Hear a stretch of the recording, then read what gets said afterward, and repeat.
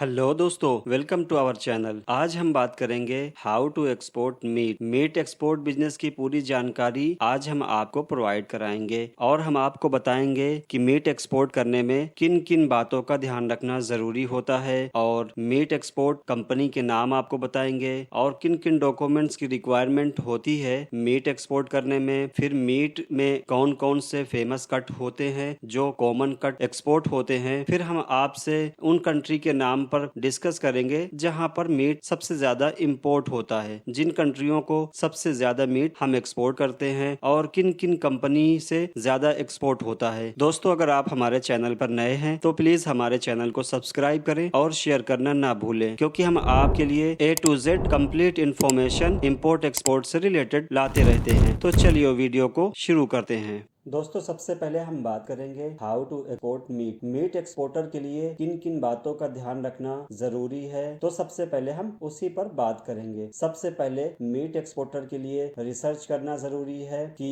हमारा export product किस country को हम टारगेट करेंगे या किन कंट्री में कैसी पैकेजिंग होगी, डॉक्यूमेंट्स क्या होगा और हेल्थ सर्टिफिकेट का स्टैंडर्ड क्या होगा। उसके बाद दूसरे नंबर पर आता है सप्लायर अप्रूवल। तो आपको सबसे इम्पोर्टेंट इन चीजों पर ध्यान रखना है कि आपकी जो क्वालिटी है, हाइजीन है या सेफ्टी स्टैंडर्ड है, वो एक्सपोर्ट क्वालिटी के अकॉर्डिंग हो और इंपोर्टर कंट्री के अकॉर्डिंग हो। तीसरे नंबर पर आता है क्वालिटी कंट्रोल। सबसे इम्पोर्टेंट है कि आप इसमें क्वालिटी कंट्रोल करके रखें, क्योंकि ये पेरिशेबल प्रोडक्ट है। इसमें प्रॉपर हैंडलिंग की जाती है, स्टोरेज किया जाता है और फ्रेशनेस को मेंटेन करने के लिए बहुत सारे प्रिक्योरमेंट करने पड़ते हैं। फिर आता है डॉक्यूमेंटेशन। तो दोस्तों, नॉर्मली बहुत सारे प्रोडक्ट हम एक्सपोर्ट करते हैं, हमारी कंट्री एक्सपोर्ट करती है तो थोड़े कम डॉक्यूमेंट्स की रिक्वायरमेंट होती है। बट जब हम मीट एक्सपोर्ट करते हैं या पेरिशेबल प्रोडक्ट एक्सपोर्ट करते हैं तो कुछ एडिशनल डॉक्यूमेंट्स की रिक्वायरमेंट होती है, जैसे हेल्थ सर्टिफिकेट होता है, प्रोडक्ट का स्पेसिफिकेशन होता है या लेबलिंग होता है। तो इन सारे डॉक्यूमेंट्स को हमको अच्छे से चेक करना है और प्रेपर करके इंपोर्टर को भेजना है। फिर हमारा आता है पैकेजिंग एंड लेबलिंग। दोस्तों, मीट एक्सपोर्ट करने में पैकेजिंग का रोल जो है बहुत ही इम्पोर्टेंट है, क्योंकि अक्सर कंट्रीज में अगर पैकेजिंग और लेबलिंग अच्छे से नहीं होती है तो इंपोर्ट नहीं हो पाता है या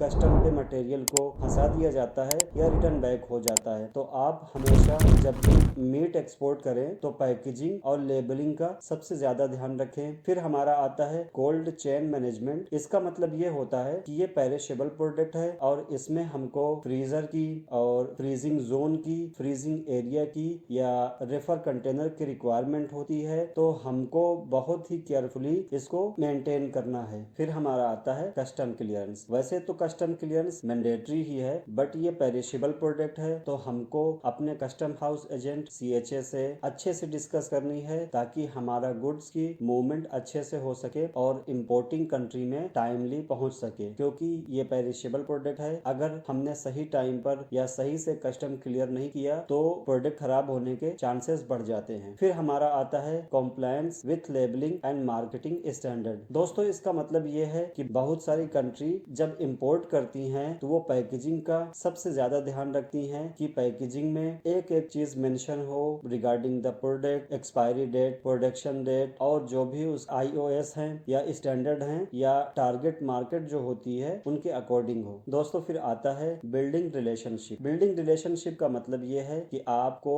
अपने इंपोर्टर के साथ, अपने बायर के साथ अच्छे रिलेशन मेंटेन करने हैं और उन कंट्रियों को टारगेट करना है जहां पर इसकी सबसे ज्यादा डिमांड है और उनके साथ हर वो कोशिश करना है कि आपको वो रेगुलर ऑर्डर दे। दोस्तों, मीट एक्सपोर्टर के लिए सबसे इम्पोर्टेंट है कि वो किसी मीट मैन्युफैक्चरिंग कंपनी से कांटेक्ट करे और फिर उसके साथ बैठ करके डिस्कस करे और टाई अप करे। टाई अप का मतलब एग्रीमेंट करे, क्योंकि विदाउट एग्रीमेंट कोई भी मैन्युफैक्चरिंग कंपनी किसी मार्चेंट एक्सपोर्टर को मीट नहीं दे सकती है। फिर उसके बाद आता है कि मैन्युफैक्चरिंग कंपनी जो है वो किसी को भी फ्री में टाई अप या एग्रीमेंट नहीं करके देती है, उसके जगह पर कुछ सिक्योरिटी मनी लेती है, तब जाकर के वो अप्रूवल देती है। इसके साथ ही दोस्तों, आपको एक DD बैंक गारंटी बना करके बैंक में सबमिट करना पड़ेगा अगर आप मीट एक्सपोर्ट करते हैं तो, क्योंकि ये पेरिशेबल प्रोडक्ट है और ये रिफंडेबल होता है और ये जब आप बिजनेस छोड़ देते हैं, मीट का बिजनेस छोड़ते हैं, तो आपको रिटर्न बैक मिलता है। दोस्तों अब हम बात करेंगे मीट कट के क्या नाम होते हैं जब हम एक्सपोर्ट करते हैं। दोस्तों मीट के बिजनेस में सबसे इम्पोर्टेंट है कि आपको प्रॉपर नॉलेज हो और मीट के कटिंग के बारे में आपको इन्फॉर्मेशन हो। फॉर एग्जाम्पल यहाँ पर कुछ फेमस मीट के कट मैंने मेंशन किए हुए हैं, आप उनको देख सकते हैं और पढ़ सकते हैं। जिनमें से कुछ कॉमन और फेमस कट जो होते हैं वो है टॉप साइड, फिर है सिल्वर साइड, और कॉम्पनसेट सबसे इम्पोर्टेंट रोल अदा करता है। फिर नेक है, ब्लेड है, चक है, 4 क्वार्टर है, चक टेंडर है। तो इस तरीके से तकरीबन 20 से 25 कट्स होते हैं और जिनमें से कुछ फेमस कट्स मैंने यहाँ पर मेंशन किए हुए हैं, आप देख सकते हैं। ये कट जो मीट के होते हैं, मीट के गोश्त के हिस्से होते हैं, ये ज्यादा एक्सपोर्ट होते हैं। और आपको एक बात और ध्यान रखनी है कि कभी भी आपको सिर्फ एक कट को एक्सपोर्ट नहीं करना है, क्योंकि एक भैंसे में या एक बफेलो में उस कट की क्वांटिटी जो होती है वो बहुत कम होती है। तो आपको एक कंटेनर भरने में, जमा करने में बहुत टाइम लगेगा। नॉर्मली जब भी आप इम्पोर्टर से डिस्कस करें तो उसको कॉम्पनसेट और डिफरेंट टाइप के कट्स देने की कोशिश करें। इससे ये होगा कि आपका कंटेनर इजिली भर जाएगा और मैन्युफैक्चरिंग कंपनी जो है उसको मटेरियल देने में बहुत ही आसानी होगी और वो इजिली दे देगा। अगर आप इनमें से कोई एक कट ले करके अगर मैन्युफैक्चरर से बात करेंगे तो वो बहुत मुश्किल है कि वो आपकी रिक्वायरमेंट को फुलफिल कर सके, क्योंकि ये पॉसिबल ही नहीं है। और बहुत ही रेयर केस में बड़ी कंपनियां जो होती हैं वो आपको दे सकती हैं, बट उसके फिर वो चार्ज भी अलग लेंगी, एक्स्ट्रा लेंगी। दोस्तों नॉर्मली जब हम एक रेफर कंटेनर 40 फीट का बुक करते हैं तो उसमें 28 मैट्रिक टन से 29 मैट्रिक टन के बीच में हम मीट को एक्सपोर्ट कर सकते हैं, लोड कर सकते हैं। तो इस चीज का हमेशा ध्यान रखें। और इसमें पैकेजिंग जो है 5 केजी, 10 केजी, 20 केजी, 50 केजी भी कुछ केसेस में पैकेजिंग होती है। दोस्तों अब हम बात करेंगे most meat imported countries name कि किन किन कंट्री में सबसे ज्यादा हम एक्सपोर्ट करते हैं। तो जो मोस्ट इंपोर्टेड कंट्री हैं मैंने यहाँ पर मेंशन की हुई है, जैसे Vietnam, Malaysia, Iraq, Algeria, United Arab अमीरात जिसको हम दुबई, अबू धाबी, शारजा के नाम से भी जानते हैं, इजिप्ट है, फिलीपीन है। दोस्तों अमेरिका भी हम एक्सपोर्ट करते हैं, चाइना भी जाता है, सऊदी अरबिया भी जाता है, हांगकांग भी जाता है, यूके, रशिया, ये सब वो कंट्री हैं जो हमसे मीट हैवी क्वांटिटी में इंपोर्ट करती हैं। हम इन सारी कंट्रीज को हैवी क्वांटिटी में मीट एक्सपोर्ट करते हैं और हमारे इनके साथ मीट एक्सपोर्ट में बहुत अच्छे रिलेशन हैं। दोस्तों अब हम बात करेंगे most famous meat companies in India कि कौन कौन सी फेमस कंपनी इंडिया में मीट का एक्सपोर्ट करती हैं, मीट की मैन्युफैक्चरिंग करती हैं। तो कुछ मैंने फेमस नाम यहाँ पर मेंशन किए हुए हैं जो सबसे ज्यादा मीट एक्सपोर्ट करती हैं, और कुछ नाम इसमें आगे पीछे हो सकते हैं, जैसे अल्दोआ food processing private limited, HMA agro, MK overseas, Mirha export, Alhamd, Rustam, Al Faheem. इस तरीके से कुछ और भी मीट्स की कंपनी है, फेयर एक्सपोर्ट। तो ये सारी फेमस कंपनियां हैं, आप इनके साथ टाई अप करके मीट एक्सपोर्ट कर सकते हैं। दोस्तों अब हम बात करेंगे वो कौन कौन से सिटीज हैं, कौन कौन से स्टेट हैं जहां से सबसे ज्यादा मीट एक्सपोर्ट होता है इंडिया से। तो जो टॉप सिटीज हैं उनमें मुंबई है, दिल्ली है, अलीगढ़ है, गाजियाबाद है, आगरा है, मेरठ है और कानपुर नियर बाई है। तो ये सारे जो सिटीज हैं इनके नियर बाई ये सारी कंपनियां एग्जिस्ट करती हैं और यहाँ पर मीट के जो मैन्युफैक्चरिंग है, स्लॉटर हाउस हैं, वो अवेलेबल हैं। आप वहां जाकर के विजिट कर सकते हैं और डिस्कस कर सकते हैं। दोस्तों अभी हम बात करेंगे मीट एक्सपोर्ट करने में कौन कौन से डॉक्यूमेंट्स रिक्वायर्ड होते हैं, किन किन डॉक्यूमेंट्स को हमें बनाना पड़ता है। तो सबसे पहले आता है कमर्शियल इनवॉइस, फिर पैकेजिंग लिस्ट आता है, सर्टिफिकेट ऑफ ओरिजिन आता है, हेल्थ सर्टिफिकेट आता है, बिल ऑफ लेडिंग आता है बाई सी के लिए, और एयरवे बिल आता है बाई एयर के लिए, और फाइटो सैनिटरी सर्टिफिकेट है या वेटनरी सर्टिफिकेट है। वेटनरी जो होता है ये एनिमल हस्बेंड्री सर्टिफिकेट होता है। इसके बाद हलाल सर्टिफिकेट हो या कोशर सर्टिफिकेट हो या कोई IOS सर्टिफिकेट हो। फिर एक डॉक्यूमेंट्स और कुछ कंट्री में लगता है लेबलिंग एंड पैकेजिंग का, कि आपने लेबलिंग जो है, पैकेजिंग जो है वो उस कंट्री के स्टैंडर्ड के अकॉर्डिंग आपने लगाए हुए हैं, चिपकाए हुए हैं, बनाए हुए हैं। इसके बाद आता है सर्टिफिकेट ऑफ एनालिसिस, ये भी बहुत सारी कंट्री में या बहुत सारे बायर आपसे मांगते हैं। फिर हमारा आता है इंश्योरेंस सर्टिफिकेट। इंश्योरेंस सर्टिफिकेट ये होता है कि बहुत सारी थर्ड पार्टी जो है वो इंश्योरेंस कवर करती हैं प्रोडक्ट की कि ये प्रोडक्ट हाइजीन और क्वालिटी और सारे पैरामीटर्स के अकॉर्डिंग है। इसके अलावा भी कुछ सर्टिफिकेट हैं या कुछ रजिस्ट्रेशन होते हैं जिसको हमें कराना होता है। फॉर एग्जाम्पल FDA,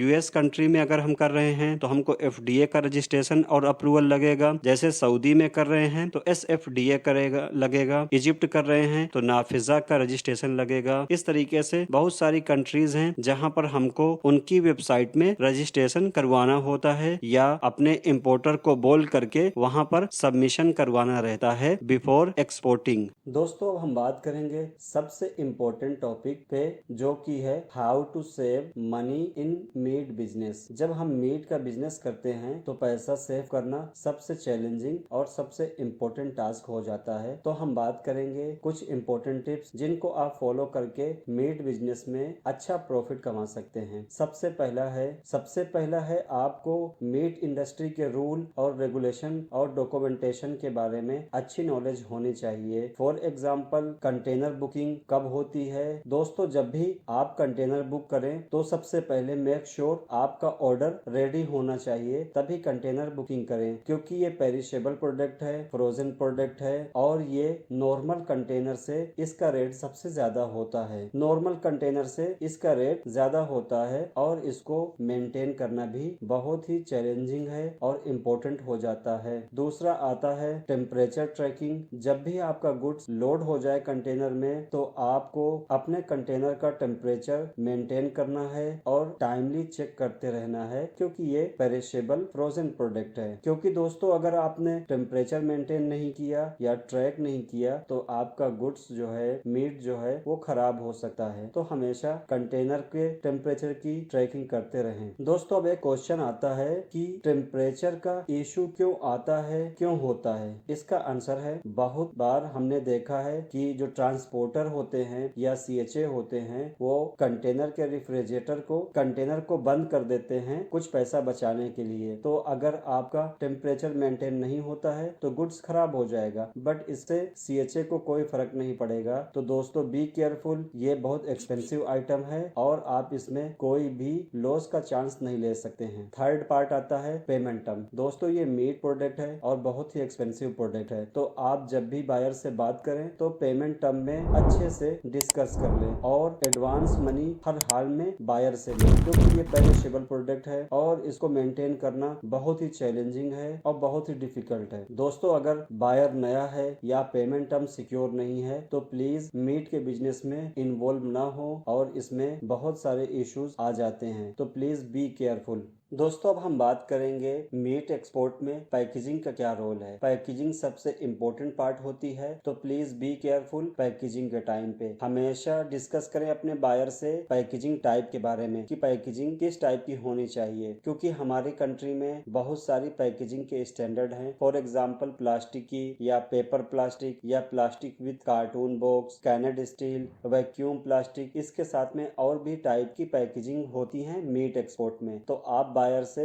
स्टार्टिंग में ही सारी चीजें कंफर्म कर लें। फिर दूसरे नंबर पर आता है हमेशा इंपोर्टर की रिक्वायरमेंट के अकॉर्डिंग आप पैकेजिंग पर टैग हो, लेबल हो या सर्टिफिकेट का नंबर हो या ISO नंबर हो, बैच नंबर हो, प्रोडक्ट की मैन्युफैक्चरिंग डेट हो या एक्सपायरी डेट हो या कोई और चीज मेंशन करना हो, केयरफुली और क्लियरली मेंशन करें, क्योंकि बहुत सारी कंट्री में ये मैंडेटरी होता है और कस्टम रिलीज होने में इसको हर हाल में चेक करते हैं। और जब सेल होता है आउटसाइड कस्टम लोकल मार्केट में तो लोकल जो बायर होते हैं, बेचने वाले, सेल करने वाले होते हैं, वो भी इस चीज को हर हाल में चेक करते हैं। फिर तीसरे नंबर पर आता है कि अगर आप एक्सपोर्ट कर रहे हैं मीट तो आपका पैकेजिंग नंबर, पैकेजिंग में अपेडा रजिस्ट्रेशन नंबर मेंशन होना चाहिए, क्योंकि बहुत सारी कंट्रीज अपेडा रजिस्ट्रेशन नंबर को चेक करती हैं। फिर हमारा आता है क्वालिटी। क्वालिटी की अश्योरिटी हर हाल में आप कर लें। इसका मतलब होता है कि आप जब पैकेजिंग करते हैं तो पैकेजिंग करने वाले